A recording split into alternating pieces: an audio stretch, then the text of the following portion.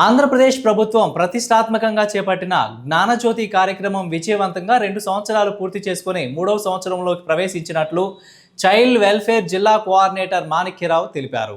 ఈ సందర్భంగా ఏర్పాటు చేసిన 120 రోజుల శిక్షణ కార్యక్రమంలో శిక్షణ పూర్తి చేసుకున్న టీచర్లను మండలానికి 3 చొప్పున కేటాయించినట్లు ఆయన పేర్కొన్నారు.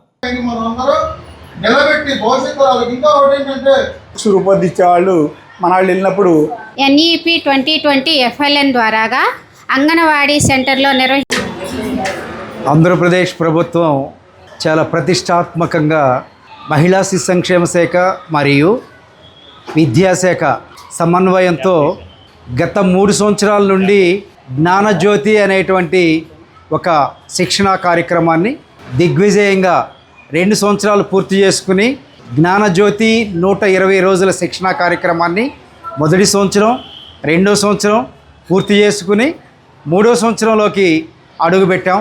ఇక్కడ నర్సరావుపేట జిల్లా పరిధిలో నర్సరావుపేట డివిజన్లో బాలికల పాఠశాల మున్సిపల్ బాలికల పాఠశాలలో 3వ తేదీ నుండి 4వ తేదీ వరకు అనగా ఈ రోజు వరకు స్కూల్ ఎడ్యుకేషన్ డిపార్ట్మెంట్ నుండి డిస్ట్రిక్ట్ రిసోర్స్ పర్సన్స్గా ఎంపిక కాబడినటువంటి టీచర్స్కి మండలానికి 3 చొప్పున, అలానే మహిళా శిశు సంక్షేమ శాఖ నుండి ICDS సూపర్వైజర్స్ మండలానికి 3 చొప్పున, నర్సరావుపేట డివిజన్ అంతటి కూడా నిన్నటి నుండి ఈ 3వ సంవత్సరం జ్ఞానజ్యోతి కార్యక్రమాన్ని విజయవంతంగా పూర్తి చేయటం చాలా సంతోషం.